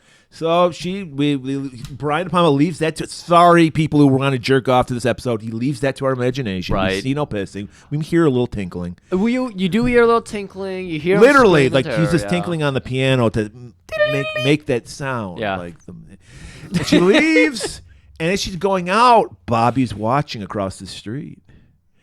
And she notices Bobby because Bobby's strange. This giant woman, Right. Standing on the wearing hood of a shades car. in the middle of the night. Yeah. Well, wearing sunglasses at night. Yeah. That was It wasn't Corey Hart. This was Bobby. It's an inspiration for that song, though. And she notices as she gets in the cab, and she says take her to like a place where she lives. Right. And then she notices because Bobby just jumps in the car and immediately starts following. And so she tells the cabbie, a young cabbie, adorable New York cabbie guy. And so she's like, you know what? Take me to Columbus Court real quick. Columbus Circle. Okay. Or Columbus. I think it was Columbus Circle. And Which is the subway system. yeah. And he's like, hey, and she's like, how much would it cost to not stop at red lights? And he's like, hey, tell you what, give me a date and I'll do whatever you want. I'll fucking do it. Because he's seeing how she's looking. Right. He's fucking into it. He's a young kid. It's like, Right. hell yeah, I'm going to do this. And so he does it, and fucking Bobby's going through those red lights too. Bobby is hot on the tail. Right. So we get to the destination, and he's like, well, I'm sorry we couldn't lose it. Literally, not Liz, Bobby is right behind them, parked, and he's like, yeah, sorry I couldn't outrun them. Do you just want to go out there on your own now? Okay, bye. While this is going on, Robert is trying to get in touch with Liz as we're thinking to warn her about Bobby because remember he got Liz's info. So he's calling it. And remember, only rich people, even though I guess Liz is rich, she's frugal. She invests all her money into her stocks. Right. So she doesn't have an answering machine. She's an answering service. Oh. And so they're like, yeah, we can't get a hold of her right now. You want to leave a message? He's like, I need to see her. Really, it's very urgent. I need to see her. Was it Sexy Sally? It was Sexy Sally. And so, okay, then back to Liz. So Liz gets out to go into the subway system. Right. She's running down there. She turns back. Or no, she doesn't even turn back. She goes straight down. But our cabbie is playing a little bit of the White Knight here. Well, he wants that date. He wants that Can't date. have a date if the chick's dead. Exactly. And so Bobby comes running by. I love this. Like, yeah, I'll call you. They didn't even exchange numbers. No, like I he was loved it. so in the pussy fog. That's that New he York did- for you. Yeah, that's New York for you. He probably is literally going to drive around. Liz! right. Well, you know, as soon as she left, he drove down into an alley and just jerked off. He had to crank one out. Oh, my because God. he's just Yeah. like, You know, yeah, too. Yeah. But he sees in his side mirror Bobby. Bobby coming up, and he's like, it must be the person. So he goes, oops, opens the door, hits her, and then Bobby just collapses like, Dead, yeah. Excuse me. All right, so Liz gets down into the subway, and she's like, she's still seeing a shadowy figure, and she's thinking it's Bobby. And it's like, there's barely anybody in the subway system right now. The car's not there, so of course she's going to have to wait. So I actually think she goes out because she's not going to use the subway. She goes out and she does see Bobby. You're right. Okay, she went Yeah. down and out, and Yeah. then she sees Bobby. And she's like, fuck, and goes back down. And you're like, wait, what the fuck? We just saw Bobby get knocked out. How is this Michael Myers? yes, this was the inspiration. And so she goes back down, and she's trying to stay by people. There's just a couple of black gentlemen listening to a ghetto blaster. Their boombox. And it was weird. It wasn't even like, it was weird music. I wouldn't expect them to be Oh, yeah, listening no, to it was like total It was like no-wave electric ambient. And it's like, wait, what? They were into that? It was a broken sound machine. And she does the ultimate insult of bumping into one of the guys, and the guy loses his shit. This is very accurate. I've had this happen to me. All right. So he loses his shit, and they immediately start. And she's like, she's a tough girl. She's from New York. She's been around. She's like, excuse She's me. doing her best, Angie. What's her name? Angie Dickinson. She's giving it right back. She's a New Yorker through and right. through. She was just like, "What the fuck's wrong with you? I'm just standing here waiting for the goddamn bus." And then all of a sudden, some guy comes out of nowhere, just materializes. Because he's like, I'm not gonna fuck. Yeah, he's like, I'm not gonna fuck you up. Well, I'm gonna fuck you up. Right. Why are we gonna fuck her up? Why don't we just fuck her? Yeah. Up? And suddenly 2 people turns into 7 people, and you're like, what the fuck is going on? And so she charges down. Just so happens that the train starts pulling up. Right. She jumps onto one of the carts. There's a police officer. Yeah. Hey, I need help. There's like 7 punks trying to jump me. Threatened to rape me. Yeah. And he's like, he looks out, doesn't see anything. Very Hitchcock. Again, the cops are buffoons. And these guys are magical. They just disappear. They appear magically and they disappear. That's magically. right. It's merging from the shadows. Yeah. And he's like, Magically and he's like, huh, I don't see anything. And then he goes in, and she's like, oh, God, useless cops. She's like, well, at least I'm near a cops, and nothing's gonna happen to me. Right. So the train takes off. Yep. Now we see the window, like the in between the cars. Bobby's staring in through the window of that car, looking at Liz.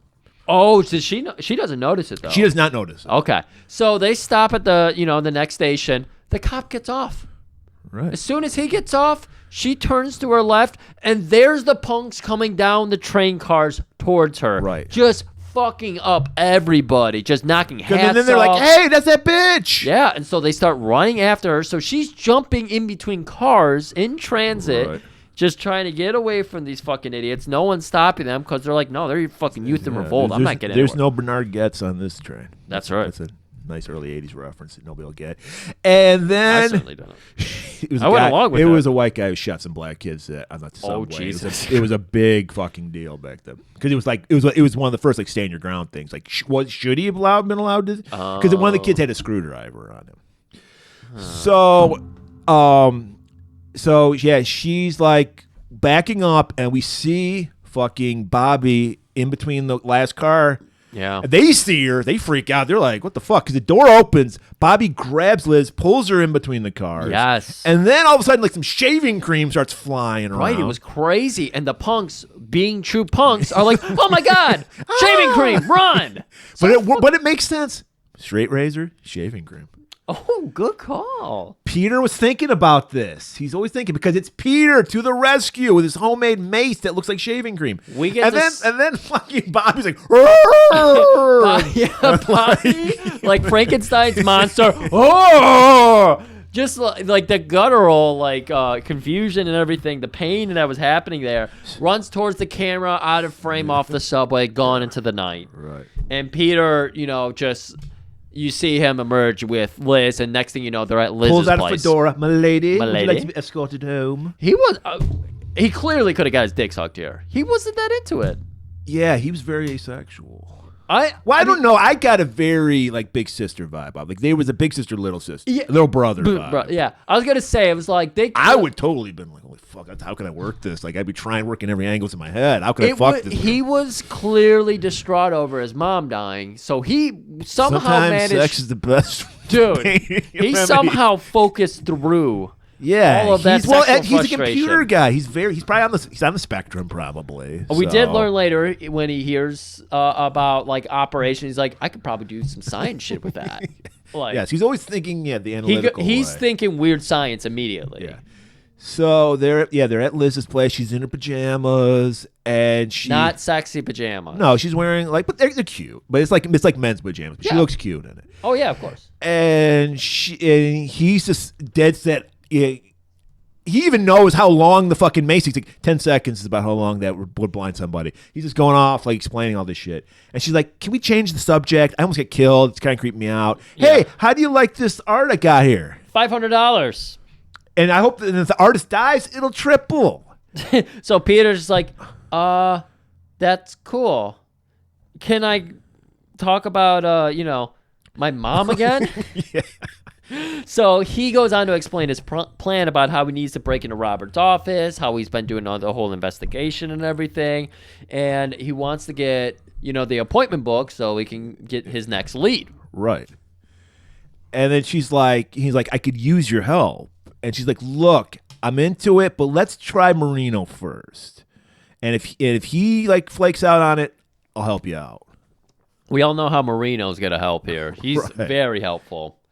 Yeah, Liz is with Marino, and he's just like, "Hey, you solved the case yet? And because if you don't, I'm gonna book you tomorrow." unless you find that up somebody, I don't know who, somebody finds that appointment book. Because if you didn't know this, New York police officers can't take shit unless they get a search warrant. And that would take, I don't know, months, years. And as far as I see it, you got a day before I book you. And she's like, oh, fuck, I guess I'll fucking go. She even says to him, you're fucking pulling my leg here. You are actually going to make me do your job. And he puts up his hands tied. You got a day. So now Robert is concerned about Bobby. So he goes to the state mental hospital to see Bobby. And he's talking with Bobby's doctor, Dr. Levy. Yep. And he's like, I'm worried about Bobby. He said he had my razor. My razor's missing from my shaving kit. Right. And the doctor's acting kind of weird. He's like, I don't want you to see Bobby right now. Right. Bobby isn't exactly in the mood to be talking to people at this time, so I can't take you to Bobby. Bobby is this, Bobby is that. Just deflecting all day. You're like, why is he deflecting? Is it because Bobby's missing? It's got to be because Bobby's missing. Right. And he's like, look, I'll have Bobby call you. Next time I see Bobby, I'll have him call you. Okay, great. I will be at my office. Have Bobby call me there. And the doctor's just like, you sure you'll be there? Right. Interesting. And then now we got back to Peter. He picks up his 8mm camera. He's going through he's with Liz. They're going through frame by frame. They're seeing all the patients coming out. Right. And they see a familiar face. Straight out of 8mm. He's got the whole fucking rig set up. Right. He's taking the pictures. And this is 1980. It's really crazy. I don't know how he's doing it. How is he enhancing in 1980? But he's doing it. Question, is Peter Tom Wells? Oh, my God. Maybe. Like the adult Tom Wells? Yeah. Changed his and name. And that's why he was so obsessed with the case. That's right. Oh, boy. So he sees that the very last patient is a familiar face. It's Bobby. It's clearly Bob. Well, I mean, obviously we know. Does Liz recognize it? She'd have to because she got attacked by Bobby. So, Yeah. When she saw Bobby And she was like, stalking that's, her. yeah. Okay. So she's like, look, I'm going to help you out. I'll get an appointment with, I got some ways I can get to that appointment book. Don't worry about it. Yeah. And then we cut to Murray's favorite scene of the movie. This was fucking great scene.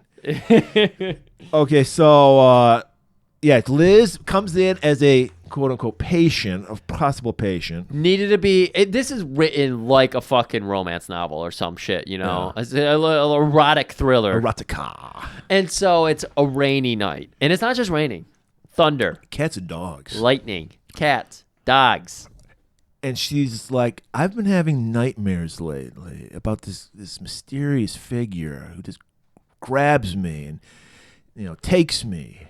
And he's like you said, he's got that poker face. Yeah, he's just poker face the whole time. nonchalantly staring off. And she's saying enough things, and he's like, Liz, are you a prostitute?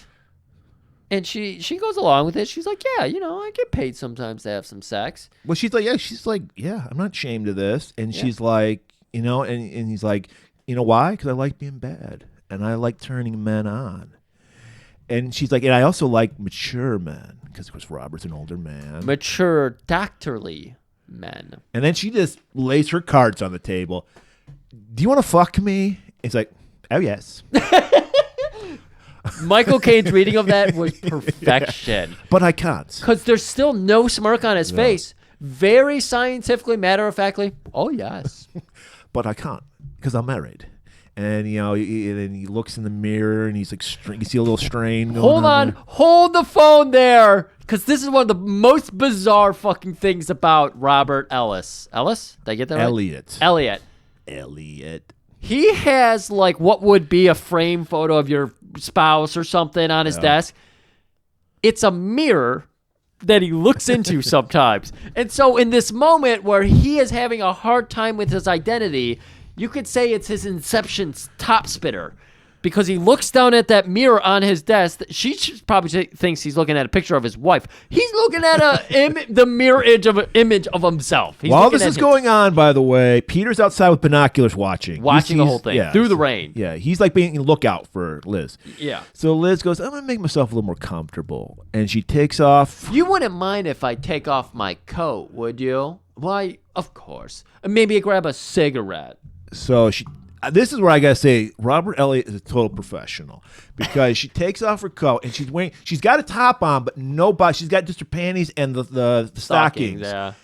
I'd have fucking Liz bent over the table right now if I was Robert. I'd be going to town on her, but he's consensually Coachella. Well, of course, she just said, "Do you want to fuck me?" I mean, it's consensual. Hey, I got to make sure it's clear to Coachella. Yeah, and then she takes off the top and she's got the okay.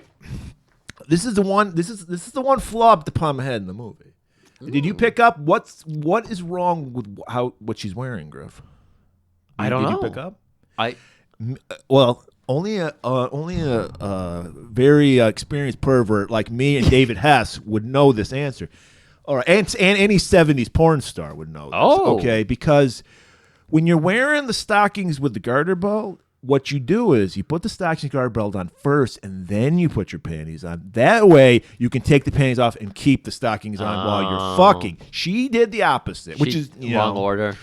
A hooker experienced high class hooker would not have done this. She would know the deal. So that was the one flaw I had. The only flaw I had with this scene was that. Okay. And then she just lays out on his desk, and she's just like, "Let's just get to it." And then he's kind of like he's breaking. He's finally cracking. He's starting to crack. So she's like, "I'm gonna fucking get through to you, but you know what? I'm gonna make you wait a moment. I'm gonna go powder my nose real quick." Right. And then she doesn't go to the bathroom. She goes into his office. That was the plan the whole time, though. I know, but how is that not fooling? How is that fooling him? I don't know. She's like, this guy is clearly. This was in 1980, so powder room could have been where I'm going to do cocaine. So it was definitely about cocaine. Yeah. So I get that, but it's funny because she doesn't go anywhere near a bathroom. She goes into the main office and starts griffing through files. Right. She's immediately, and he starts taking his clothes off. It's true. She has left her clothes in a pile, and she says, "When I get back, your clothes better be next to my clothes." And he does a cruising move. He folds his pants perfectly. You got to keep those pleats. Right. And then she's, like you said, she's griffing through the shit. I thought that what they were going to do was, and what a hell of a fucking girl. She's willing to fuck a dude just to help Peter out. She's not just helping Peter out, though. She's helping herself out. Well, that's true. Because you got to think about it. Marino's going to put her in jail. You're so, right. Yeah. Still, I think she would have done it for Peter. I really think she would have. I think she might have. So she's that kind of cool. Salt to the earth, the prostitutes, the escorts. You can't trust a prostitute. All she wants to do, she's doing it the right way. She's fucking, come on. So she's going through his Rolodex, and she finds, is this the last name? She's like, that must be it. For that appointment for that day. Yeah, it was Chris Smothers or something. It's Chris Clemens or something. Yeah, it was nothing. And she's like, aha, I got it. She pulls up the address and everything. She takes it to memory. Peter's outside. He notices something. It's so rainy, he can't see what's going on. So he's worried. Yeah, the closed captioning says rain intensifies. So pizza has to get. He goes right up against the window. We see a mysterious figure come behind. We're like, oh my God, Bobby's gonna kill Peter. It looks like Bobby. And then she memorizes just when it's like Peter's about to be grabbed from behind, we go back inside. Yeah. She's barging through the doors. Dr. Robert. Time to play doctor. Time to fucking get the stethoscope out. And then, because it's like two doors that go into the wall type thing. Yeah, it's the double doors. And then she's like, "Where are you?" And she's looking around, and then she sees Peter's tapping and then he gets grabbed by what we think is Bobby. Right. And then she turns around. And it's fucking Bobby. Yeah, we just see the menacing figure behind Peter, and we're like, holy fuck. And then we look back into Liz, who's also going, holy fuck, Bobby's behind you. And then we see behind Liz is Bobby. And he's got that razor out, and he cuts her because her hands got blood on them. I don't remember what. Yeah. Well, it could have been from a minute here when Bobby gets shot. Well, yeah. Then all of a sudden, boom, a bullet goes through the window, shoots Bobby. Well, because then that's the thing. Then they cut to Liz just looking at her hands and blood's pouring on her hands. Yeah. So I don't know if he sliced her or not. I didn't think he actually made a move. I thought he just was menacing towards her. And then we look down to see Bobby, and it's not Bobby. It's fucking Robert. Oh my God, Robert is a okay. All right, he had enough time to change, to put makeup on too. Yeah, no, that was a bridge too far for me too. I was like, man, she was really doing a bad job out there, because he clearly Robert clearly, Bobby clearly. I don't know who to identify this person as, but clearly Bobby had more than enough time because, like you said, makeup done perfectly, eyes, fucking cheeks, smoky eyes, got the wig on perfectly. It wasn't like, it was sealed up and everything. Fucking Christ. Was able to put on the dress, the rain jacket, the fucking blue block, the sunglasses. Yeah. All right, so this is where we need the Scooby-Doo moment where we explain the entire movie. We have that scene with Marino and Liz. Correct. And we learned that what we thought was Bobby that grabbed Peter was actually a transgender cop who they had following Liz, which was the actor who played the transgender cop, also played Bobby. That was not Michael Caine, according to IMDb. So, okay. Grain of salt. And he's like, yeah, I got my best police person. And then gives a little side eye to, I don't know what was the transgender detective's name? Did they give it a name? I heard Loose. Oh, okay. That's all I heard was Loose. So I think I put it in there as Loose. All right, and then we see Dr. Levy, that doctor that was acting squirrely around Robert. We learned that Robert was his patient, and he explains. And this is like where De Palma's trying to say is nothing to do with transgender. All right, I'm not trying to say that you're a killer. We learned that Robert basically had a split personality. Robert was his masculine side, and Bobby was his feminine side. And they were at odds because Robert did not want to become a woman, and Bobby did. Right. So anytime Robert got a boner, that enraged Bobby, set Bobby loose, and he wanted to kill whatever was the object of that boner. Right. Very crazy plot point there. And, obviously Dr. Levy's explained the whole thing. And so when you're hearing Dr. Levy explain that, you're like, wait, so Robert committed Bobby to his care, Dr. Levy's care. But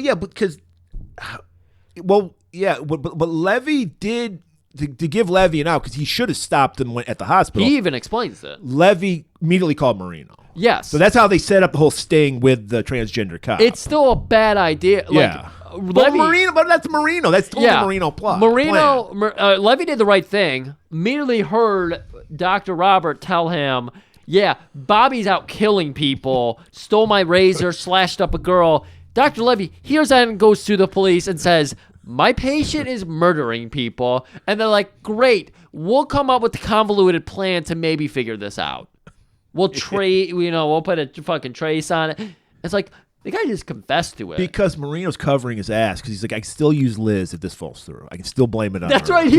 He was hedging his bet. Yeah. Oh, my God. You're right. He was hedging his bet. So Marino's even laughing. Like, ain't that crazy? People are weird, ain't they? Ain't that a kick in the teeth? And he's like, you did a great job, Liz. You did my work. She's like, yeah, I did your fucking job for you, ass. I guess you did, but I'm going to get the promotion. So, of course, Liz asks what they're going to do about Robert. And Marino just shakes his head, smirks, and scoffs. Hands tied. Hands tied. They fade out with his hands tied. All right. Well, what is going on? We cut over. Liz explains everything. Yeah, this is the Peter. awkward scene we alluded to in the beginning, where we basically explained to the audience that in 1980 would have no idea what they're talking about. So Liz is going to explain what a sex change operation entails. I 100% understand why no one would do a trans murder, in a movie today. But De Palma did his fucking goddamnedest to make sure people did. Like, even having the police detective be a trans, cop. Even he was like, no. People's. Right. You get some people out there. Yeah, but it would still upset somebody now. It 100% would. You just can't do it today because we have a whole fucking political party taking war on. So Liz and Peter are at a restaurant, and she's going to transplain to Peter, and also the audience. Right, and that one woman in the background. Right, who is horrified by what she was saying, because she basically breaks it down. She's like, because he's like, well, I'm gonna explain to you a man to a woman, because she's like, well, first you take hormones, and then they split your penis down the middle and use plastic surgery and make it into a vagina. Yeah, and Peter's like taking notes. Interesting. He's a scientist.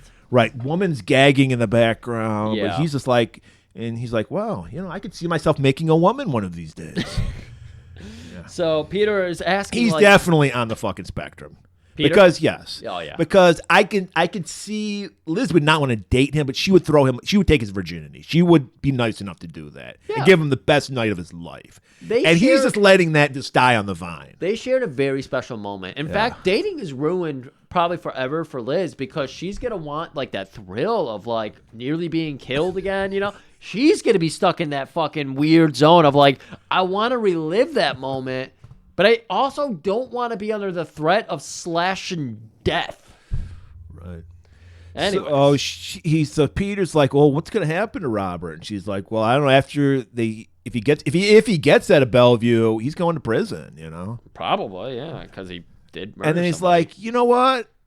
You want to stay with me? I don't want to. And he's like, there's no ulterior motive. He really does not want to fuck Liz. He's just like, Mike's out of town, and she's. Why the fuck does she want to stay? Like, I have no idea. She's a child at heart, apparently. I don't know. Because she's like, maybe she's like, I'm gonna fuck this kid. I have to. It's just like trauma on trauma. Because everybody, including me, wants to fuck Liz. So she's like, this guy's not into me. What's wrong with this kid? Maybe she also sees an opportunity in him because he's fucking smart as shit.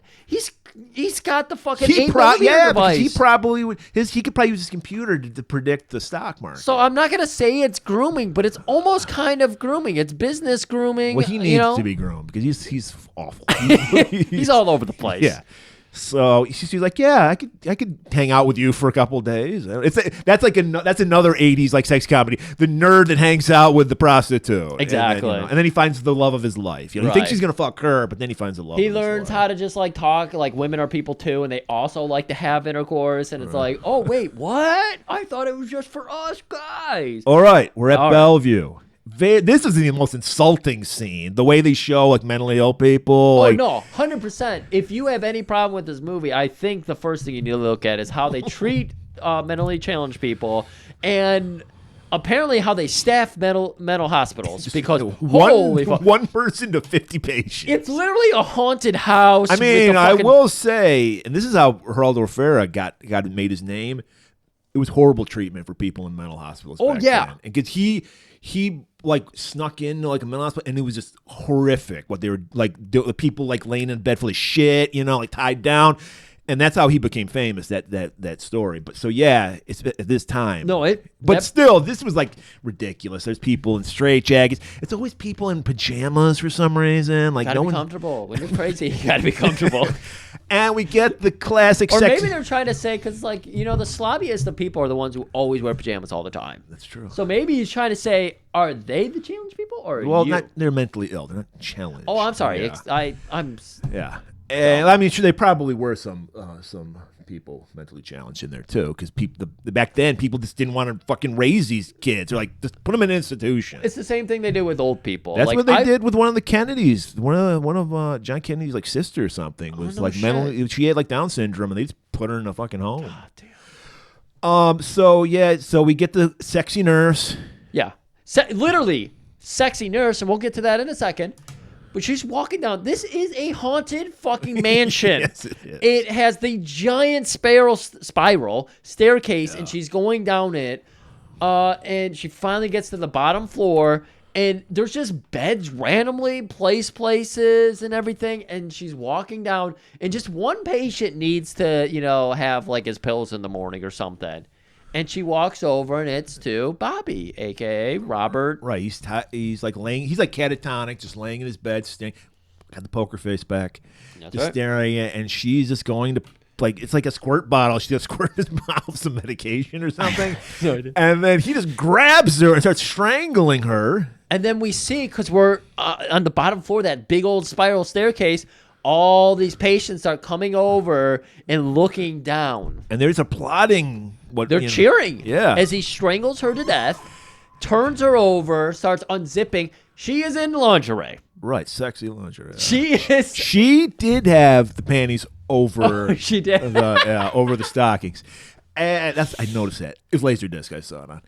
And so, yeah, then he's going to put her clothes on and escape. All right, this is where I'm like, Brian, end the movie. This was... It was stupid. This ending, if it wasn't for the fact we get to see Liz naked in it, I would say it's a waste of my time. Okay. And also, so we cut to Peter's house. Peter's still working on his Peter in the room. Liz got to take a shower. She's got to get that stank off. Maybe she took the virginity of Peter. And she's like, I got to get that cock stank off, man. That verge stank. I mean, that couldn't have lasted long. You Well, no, don't yeah, think there would be a lot of stink? I don't know, because he's so non-sexual. Maybe it lasted too long. Maybe she's like, I'm just going to jerk you off and get you off and be done with it, you know? She probably could have, like, just rubbed a leg on his wiener. I don't think so, because I don't think he's into it. I think he would go for hours because it's just analytical to him. He's like, oh, my penis goes into a vagina. Like, you know, like... He's taking notes on her back. Like, wait a minute, is this happening right now? And so she's taking a shower, and it's such a movie sexy shower scene. Because first of all, did she have the plug in? Because the tub's filling with water as she's taking a shower. And it's like I said, it's the sexy movie thing where she's just doing her breasts with like the shower thing, you know. Right. Constant zoom-ins of nipples and everything. Yeah. And then she hears something. And we see, thankfully, the nurse had some big-ass feet because... Those were the same shoes the fucking escort was wearing yesterday. The other one was wearing white fucking giant platform nurse shoes. I don't know. Well, apparently this nurse was size 12 or something because... Peggy Hill. Yeah, because... exactly. Because Robert can fit into them. And he's just standing like right off the doorway. She senses something, and then she looks. She stops the shower, and she starts looking. She's like, those size 12 orthopedic nurse shoes? She's like, that. Well, fucking Peter would not be wearing those. Peter wears size 6. And so she's just like, oh my God, it's fucking Robert. She's studying like her bathroom counter and everything, and she's looking for something. It seems to be missing, and then she's like, shit, I got to get to the medicine cabinet. Yeah. And so she sneaks out, and she's kind of like looking over. The shoes aren't moving. They don't seem to be cued in on her yet. And she goes in, and she doesn't she find her razor? Yes, she finds Mike's straight razor because she notices on the wall there's that strap that you use to do things. So she's like, he has to have a straight razor. And then, yeah, she opens the medicine cabinet. Nice shot. We see like the light, the ding off the thing inside there. And as she goes to grab for it, we see in frame a hand with a razor that slashes her throat. Oh.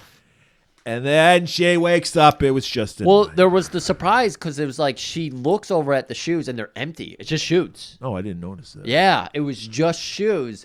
And then like she closes the cabinet and she sees the reflection. Bobby's behind her, and it was convoluted as fuck. It was like, wait, where is Bobby in this bathroom? Well, he can't fit in those shoes, right? And so what makes sense is that it was a nightmare. Yeah, and she's just screaming, and Peter's like, no, and she's screaming. This was really lazy because he did this with Carrie, the movie Carrie 2, where there was another dream sequence where Amy Irving goes to Carrie's house. Carrie's house burnt. Have you seen Carrie? No. Her house burns down, so she goes to put a flower on Carrie's grave, I guess, and then a hand jumps out and grabs her, and then it turns out it's just a nightmare. Oh. Wait, is that the one where the girl is telekinetic powers? She's kind of like a freak, and she goes to her prom, where and the they dump blood on her. her. Yeah. Okay, I did see that. And so, and also that movie started with a shower scene too, much like this movie. Brian De Palma. He's copying himself, let alone Hitchcock. He loves his shower scenes. That's why he even did the Penn and Teller. Here's how I do shower scenes. Yeah. So there you have it, people. That I hope. Peter comes to help Liz, who's sleeping in her own bed. She was sleeping in Mike's bed or something. That was not Peter's room. That room was fucking huge. His room was just full of computer shit. Right. So she's sleeping in this. Well, yeah, she would just sleep in Mike's bed. That makes sense. And he was freaking she was freaking the fuck AM out. radio was playing. Yeah, I heard that's what actually made her scream. It wasn't the nightmare. Right. All the fucking pork jokes. Hey there! You're watching WKRS. If you've been pork last night, call us today. Pork. There you have it, people. Sex Thriller Month has come to an end. You know what I heard? People can't keep Lucky Charms cereal on the shelves because of our episode. Your Lucky Charms? Well, not mine. I didn't come up with it. Oh, yeah, of course you didn't. That's gay people stuff. Well, I guess you can do it if you're straight. I mean, you know. You can, everybody has first a of all, ass eating is in right now. So Yeah. if there's ever a time for some Fucky Charms. Fucky Charms. It's right now. Well, So- Murray, you so did General notice- Mills, whoever makes it, you're welcome. You didn't notice they handed out Fucky Charms or some yeah, I Lucky did. Charms, and there is a lot of. We're watching so many influencers eating ass right now. It's pretty hot. And so Where are you wearing your hanky? You're into watching the Fucky Charms? yes. If you put, like I said, if you put the tartan bandana hanging out your pants, that means you just like to watch. You just like to watch. Yes.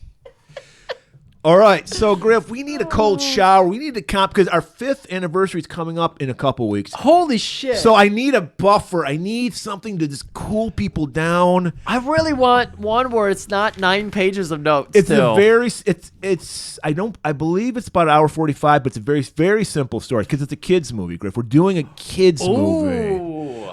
Movie that I saw in the theater as a child and I saw a million times on cable as a kid. I swear to God, if you're turned on by this next movie, we're turning you in. We are. Because last week we went Greek. We're going Greek again this week, but Greek mythology, Griff. We're going to do Clash of the Titans next week. Hey, I've actually with seen this some movie. fucking amazing, it was my opinion, amazing stop motion animation. It was. It's fucking great. We're going to do that. It's We're one gonna, of Dave's favorite movies. I'm glad, I hope you'll listen. I mean, he's not listening to Taliban videos on YouTube. Jesus Christ. So Dave is not a member of the Taliban. So see you next week. We're going Greek. Keep it warm.